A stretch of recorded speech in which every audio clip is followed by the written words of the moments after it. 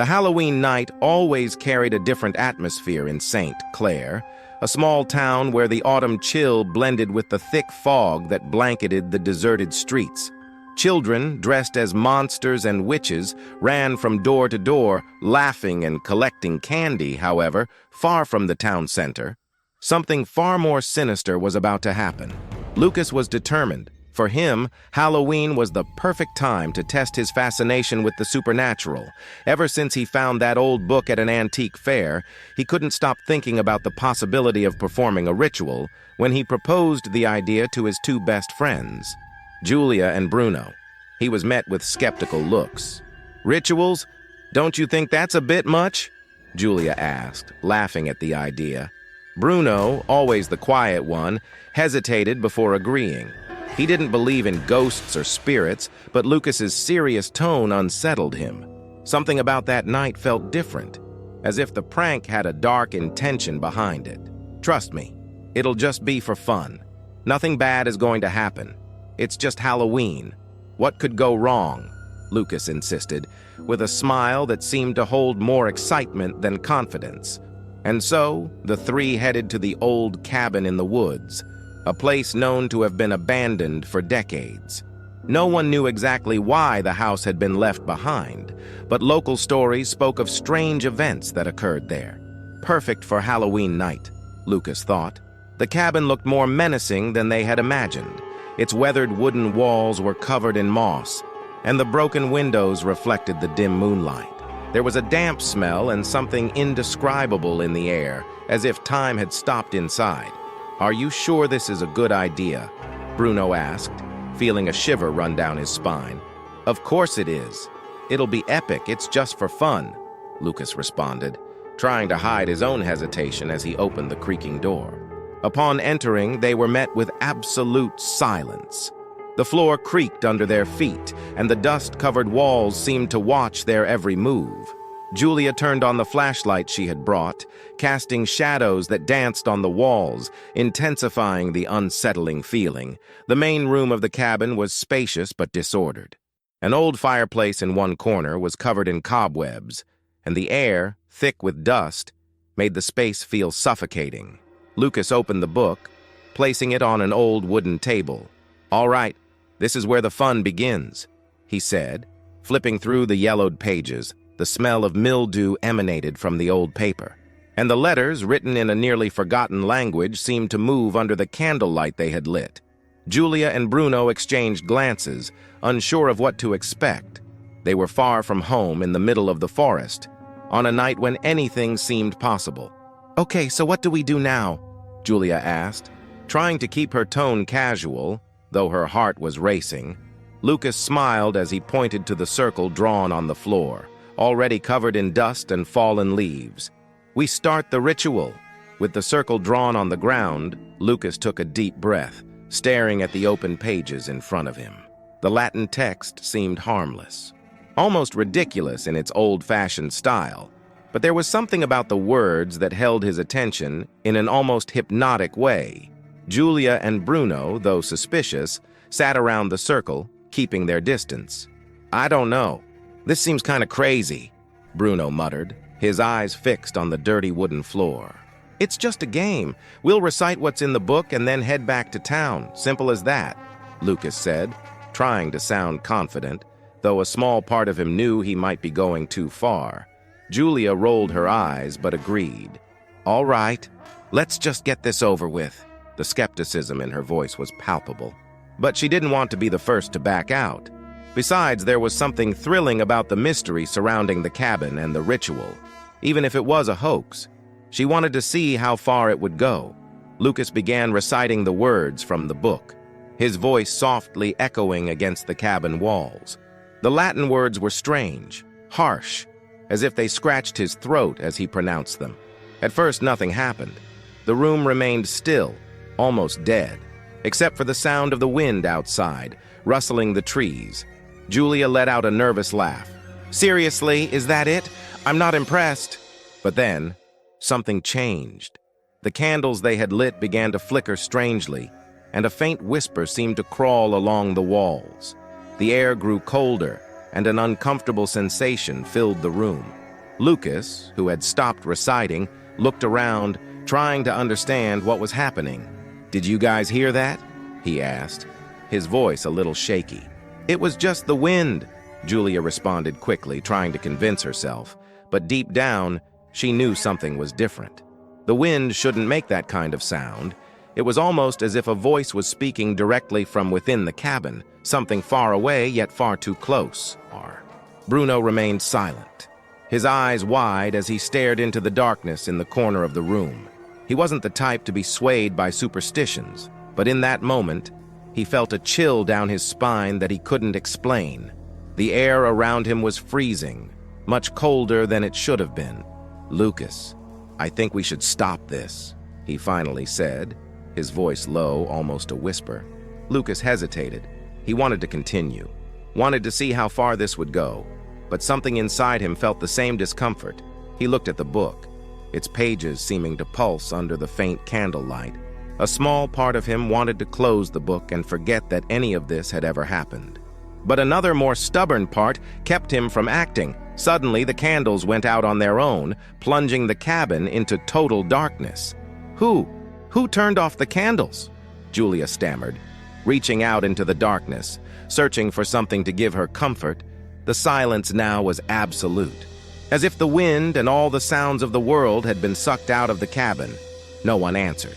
Lucas grabbed his phone and turned on the flashlight, the beam of light cutting through the darkness abruptly.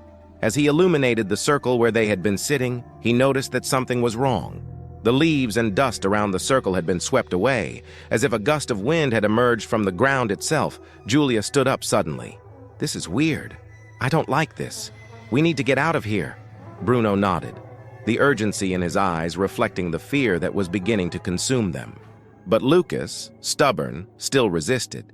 "It could have just been a draft. Let's finish this, just a little longer." He tried to sound convincing, but even his voice wavered. They exchanged glances in silence, their eyes fixed on the open page. But now, none of them dared to continue reading. The cabin was enveloped in a mix of suspense and dread. And it was at that moment they heard, with absolute clarity, a whisper coming from somewhere in the shadows. "You shouldn't be here!" The whisper echoed in their minds, as if the voice was coming from every corner of the cabin at once. Julia gasped and stepped back, almost tripping. The air inside the cabin felt heavy, charged with something they couldn't see but could definitely feel. Bruno stepped forward as if to protect his friends, but he wasn't sure exactly from what. That wasn't the wind," he said, almost without a voice. Panic slowly taking over, Lucas, though visibly shaken, still tried to maintain his calm. He pointed the phone's light into the corners of the cabin, hoping to find a rational explanation for what they had just heard, but the light only revealed the dark emptiness and abandoned furniture, covered in decades of dust and disuse. "There has to be an explanation," he murmured to himself. "Someone's trying to play a prank on us." But Julia wasn't willing to hear more excuses. "Lucas, I'm serious. We need to leave now." She began walking toward the door. But the moment her hand touched the rusted doorknob, the door slammed shut violently. As if an invisible force had closed it, she jumped back, her heart racing. What was that?" Lucas ran to the door, trying to open it.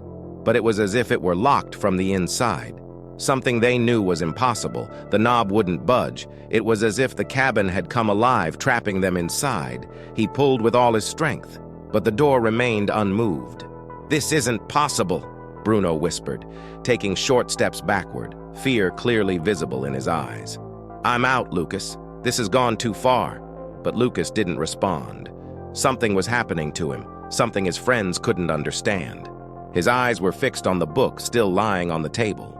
Suddenly, as if commanded by a greater force, Lucas began walking back to the circle, ignoring Julia and Bruno's desperate pleas to leave.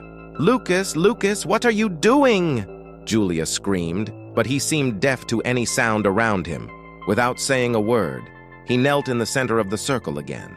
His eyes glazed over as he began drawing strange symbols on the floor, using his finger like a tool. The dust and dirt moved with an almost supernatural precision. The symbols he drew made no sense but carried a palpable aura of threat. Bruno, hesitating for a moment, finally approached Lucas and tried to shake him. "Man, what are you doing? Get out of there. This isn't a joke anymore."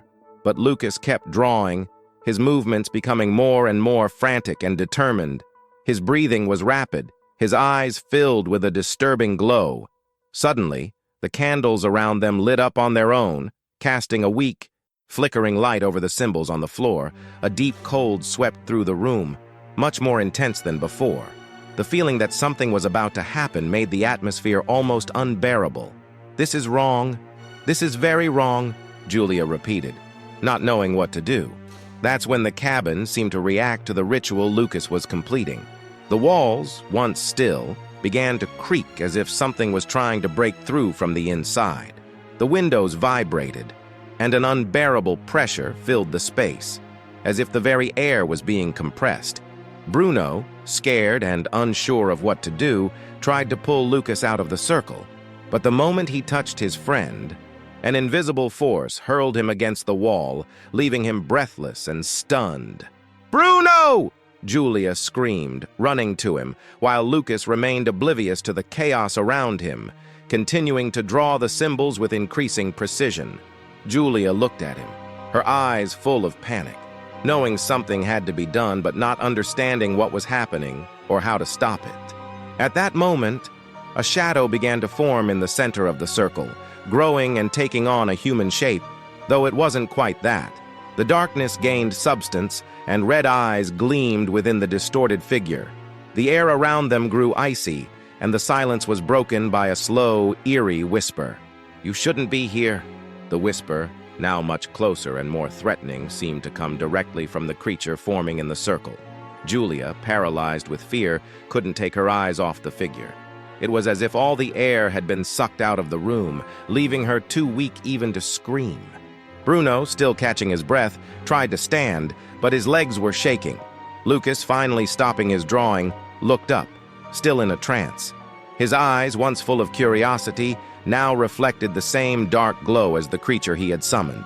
The air inside the cabin became unbearably heavy. The presence of the creature, which seemed to grow before their eyes, spread a deep terror through every corner of the space. The red eyes of the shadow shone intensely, fixed on Lucas, who was still kneeling in the center of the circle. Unaware of the growing danger, Julia could barely breathe. Every cell in her body screamed for her to run. But the door, still closed as if it had a life of its own, kept her imprisoned. Bruno, finally able to stand after being thrown against the wall, stumbled over to where she was, his eyes wide with fear. He looked at the creature, and everything inside him told him that this was not human, not of this world. "Lucas, please, stop!"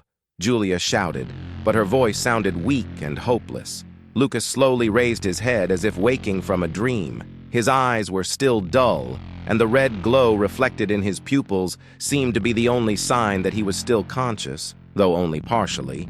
He looked at Julia and Bruno but said nothing. It was as if he were there, but his mind was trapped somewhere else, under the control of that dark force. The creature took a step forward, its distorted form expanding like a living shadow. The candles around the circle began to flicker violently, casting dancing lights and shadows across the cabin.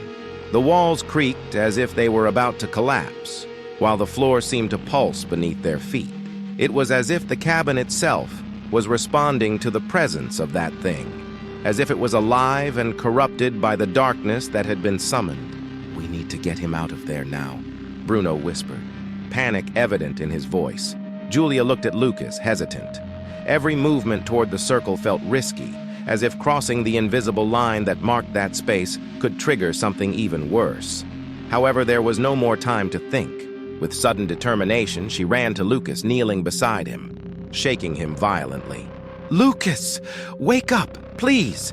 she pleaded, her voice trembling with desperation.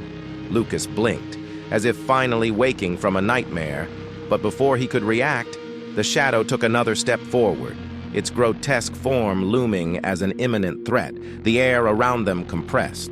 And an invisible force seemed to push Julia away. She felt an overwhelming pressure against her chest, making it impossible to move closer.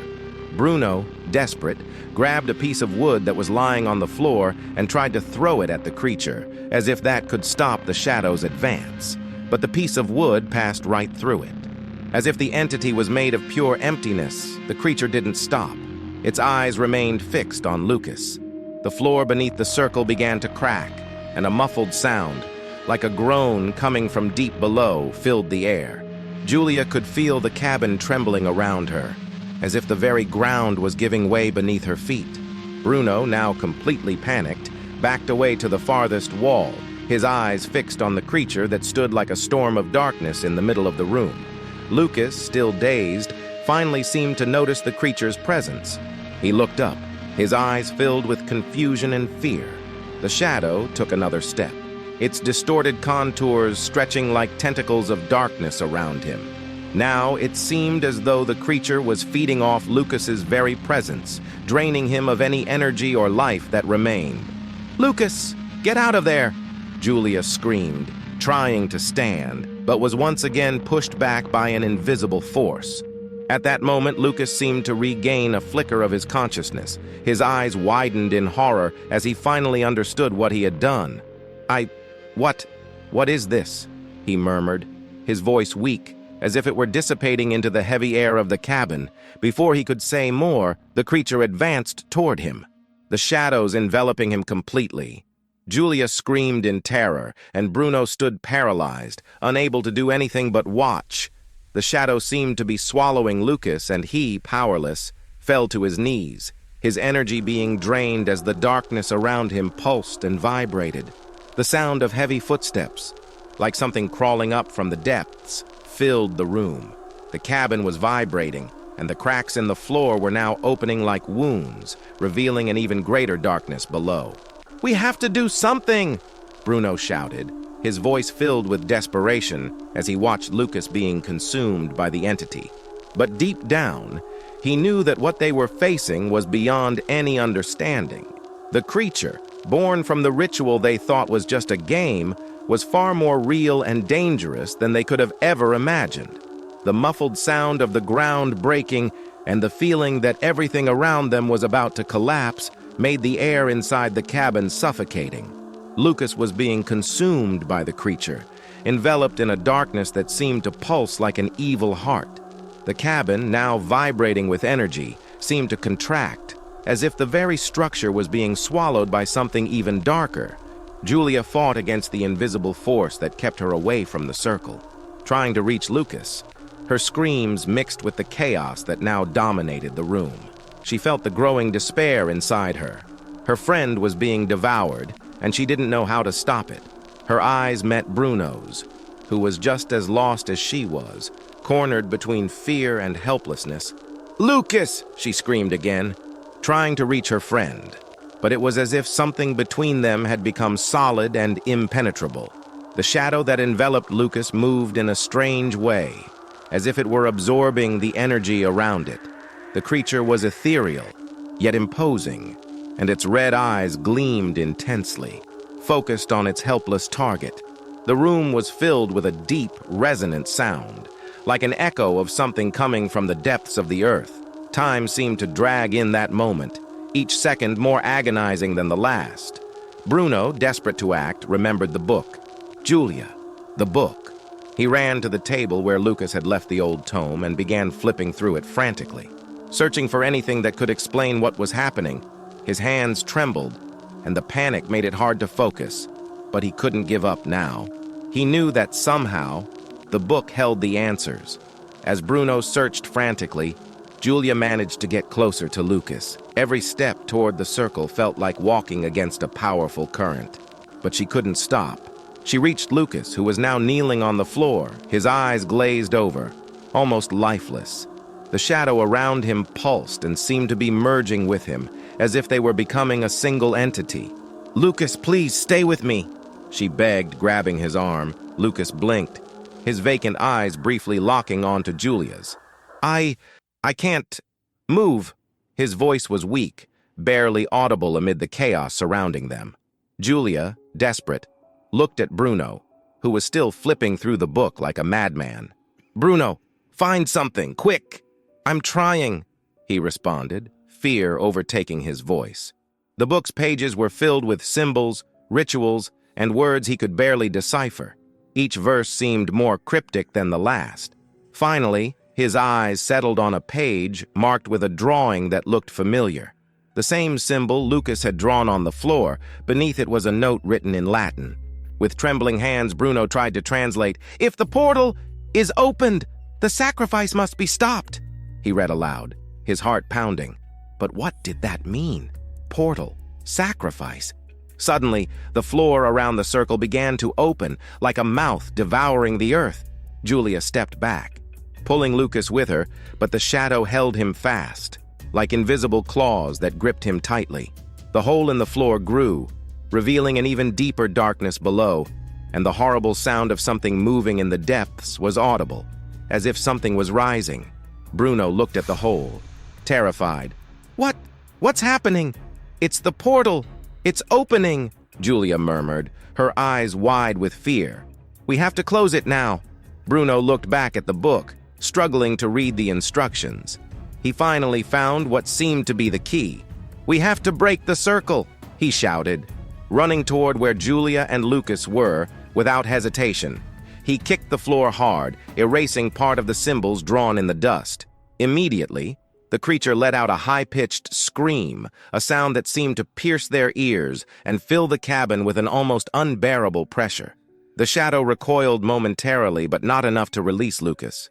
"Faster!" Julia shouted, still pulling Lucas. Feeling him sink further into the ground, Bruno ran around the circle, kicking and rubbing out the symbols with his feet, undoing what Lucas had drawn. With each erased symbol, the creature seemed to weaken, its form becoming less solid, but the hole in the floor continued to grow, threatening to swallow them all. With one final kick, Bruno erased the last symbol. The creature let out one final piercing scream, filled with hatred, before vanishing completely. Lucas, now free from the shadow, collapsed into Julia's arms, unconscious, as the hole in the floor slowly stopped growing and began to close. The silence that followed was almost deafening. The cabin, which had seemed on the verge of collapse, was still once again, as if nothing had happened. Bruno panted, exhausted and in shock. He looked at Julia, who was kneeling next to Lucas, trying to wake him. Lucas, are you okay?" she asked. Her voice trembling, Lucas slowly opened his eyes, still confused and dazed. "What happened?" he murmured, unsure if everything had been a nightmare or the terrible reality. "We did it," Bruno whispered, unable to believe they were still alive, but deep down, he knew something was wrong. The air still carried a weight, as if an invisible shadow was lurking, waiting. The cabin was immersed in a strange, heavy silence. The extinguished candles, the startled dust, and the cold air left the room almost paralyzed. Lucas, still in Julia's arms, was breathing heavily, as if trying to return to reality after a terrible nightmare. Bruno, exhausted, stood beside them, his eyes fixed on the floor where the circle had been drawn. The hole that had once seemed to devour the world was slowly closing, but a faint crack remained in the floor, like a scar from what had almost happened. The portal, it seemed, was closed and the entity had disappeared. However, the weight of the night still lingered over them, and the silence was disturbing. Julia, her eyes fixed on Lucas's face, whispered, "It's okay now. It's okay." She wasn't sure if she was saying it to comfort him or herself. She felt her hands trembling as she tried to absorb what had just happened. It was no longer a joke. It never had been. This was real, and they had touched something they never should have touched. Bruno, still panting, looked at the book lying on the floor. "We have to get rid of this," he said, his voice hoarse. "This book shouldn't exist." His eyes were fixed on the pages, filled with ancient secrets that had almost destroyed them. He walked over, ready to pick it up and throw it in the fire, but hesitated. It was as if the book was calling to him, as if there was something else hidden there, something he couldn't just ignore. For a moment, Bruno felt the temptation to open the book again, to delve into the mysteries it still held. But as he looked at Lucas and Julia, something inside him shifted. He knew that if they kept that book, More horrors would come. They couldn't risk another ritual, another mistake. "Let's end this," he said, this time with more conviction. Julia, without saying a word, nodded. She knew there was no other choice. That book and everything it represented needed to disappear. Bruno picked it up and walked to the fireplace, which was still full of ashes and old wood remnants. Without a second thought, he threw the book into the flames, watching as the old pages twisted and burned slowly. For a moment, it seemed as if the flames didn't touch the paper, as if the book was resisting. But then, with a crack, the pages folded and the fire began to consume them, sending sparks into the air. The smell of burning paper filled the room, and the glow of the flames lit up the faces of the three friends. Exhausted and traumatized, Lucas, now more conscious, stood up with Julia's help. He looked at the fire, his eyes filled with regret. "I'm sorry. I didn't know." His voice was weak, heavy with guilt. "It doesn't matter now," Julia replied softly, still trying to convince herself that it was all over. But even with the book destroyed, they knew that something had changed forever. The cabin, the ritual, and the creature that had almost destroyed them left marks that couldn't be erased. The night had been won, but what they had faced would not be easily forgotten. Bruno took one last look at the book's ashes before turning to his friends. "Let's get out of here. I don't want to spend another second in this place." With heavy steps and tight hearts, the three friends left the cabin. The air outside was cold but breathable, a freedom they hadn't realized how desperately they needed. The forest, silent and shrouded in fog, seemed less threatening than before. However, as they walked back to town, none of them could stop looking back. They knew, deep in their hearts, that something was still wrong. Days passed since the incident at the cabin. Apparently, Lucas, Julia, and Bruno's lives had returned to normal. They never spoke of the ritual again, and each of them went about their routines. Trying to leave the terrifying experience behind, however, none of them could really forget. Lucas, in particular, felt that something was still wrong. He was different, as if part of him had been left behind in that cabin. His dreams, once peaceful, were now filled with shadows, whispers, and the muffled sound of distant footsteps. Every night, the nightmare repeated itself. He would return to the cabin, see the circle drawn on the floor, and hear the creature calling his name. One of those nights, the nightmare was particularly vivid. Lucas woke with a start, his heart racing, sweaty and breathless. He sat up in bed and ran his hands over his face, trying to shake off the horrible images that haunted him. But when his eyes fixed on the mirror in front of him, he froze. There, in the reflection, something was different. His eyes were normal, but something caught his attention on his neck. With a growing sense of terror, he approached the mirror and pulled down the collar of his shirt. What he saw made his stomach turn. One of the symbols he had drawn during the ritual was marked on his skin, like a scar.